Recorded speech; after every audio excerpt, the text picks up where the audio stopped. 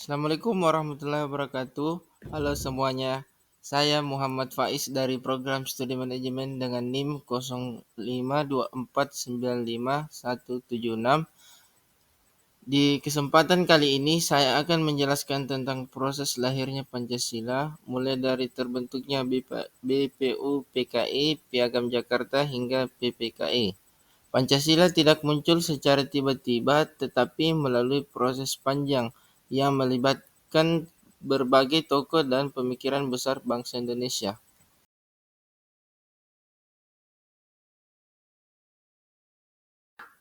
Sebelum Indonesia merdeka, para pendiri bangsa sudah menyadari pentingnya memiliki dasar negara yang mampu menyatukan seluruh rakyat Indonesia. Indonesia adalah bangsa yang sangat beragam dari suku, agama, hingga budaya. Karena itu dibutuhkan sebuah dasar yang bisa diterima semua golongan. Nah, dari senilai muncul semangat untuk merumuskan dasar negara yang kemudian melahirkan Pancasila sebagai simbol persatuan dan keadilan sosial bagi seluruh rakyat Indonesia. Setelah Jepang memberikan janji kemerdekaan kepada Indonesia, langkah awal yang dilakukan adalah membentuk BPU PKI, yaitu Badan Penyelidik Usaha Persiapan Kemerdekaan Indonesia. Badan ini dibentuk pada tanggal 29 April 1945 dan bertugas untuk menyiapkan segala hal yang berkaitan dengan kemerdekaan, termasuk perumusan dasar negara. Inilah awal mulai proses penting lahirnya Dasar Negara Indonesia. Sidang pertama BPU PKI dilaksanakan dari tanggal 29 Mei sampai 1 Juni 1945. Dalam sidang ini muncul tiga tokoh penting dengan gagasan besarnya masing-masing. Pertama, Muhammad Yamin mengusulkan 5 asas kebangsaan yang mencakup elemen-elemen dasar untuk membandingkan identitas kebangsaan yang kuat. 2. Protsoepomo mengusulkan konsep negara integralistik yang mengutamakan harmoni dengan masyarakat tanpa mengedepankan kepentingan individu. 3. Insinyur Soekarno pada tanggal 1 Juni 1945 menyampaikan pidato yang kemudian dikenal sebagai Pancasila. Pidato ini menjadi landasan utama penyusunan dasar. Setelah sidang pertama BPU PKI selesai, dibentuklah Panitia 9 yang beranggotakan tokoh-tokoh penting seperti Soekarno, Hatta, Yamin, dan lainnya. Pada tanggal 22 Juni 1945, mereka menghasilkan sebuah dokumen penting yang disebut Piagam Jakarta.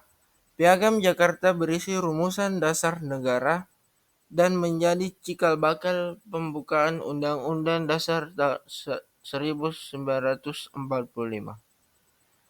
Awalnya sila pertama berbunyi, ketuhanan dengan kewajiban menjalankan syariat Islam bagi pemeluk-pemeluknya.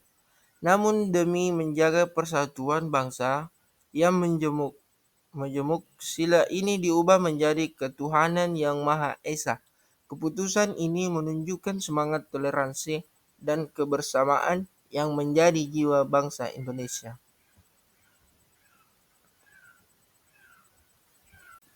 Setelah Piagam Jakarta selesai, BPU PKI mengadakan sidang kedua pada 10 hingga 16 Juli 1945. Sidang ini membahas rancangan Undang-Undang Dasar yang sebagian besar diambil dari isi Piagam Jakarta. Dalam sidang ini juga disepakati bahwa dasar negara Indonesia adalah Pancasila. Setelah tugasnya selesai, BPU PKI resmi dibubarkan dan digantikan oleh PPKI, yaitu Panitia Persiapan Kemerdekaan Indonesia. Setelah proklamasi kemerdekaan Indonesia pada tanggal 17 Agustus 1945, keesokan harinya PPKI langsung mengadakan sidang.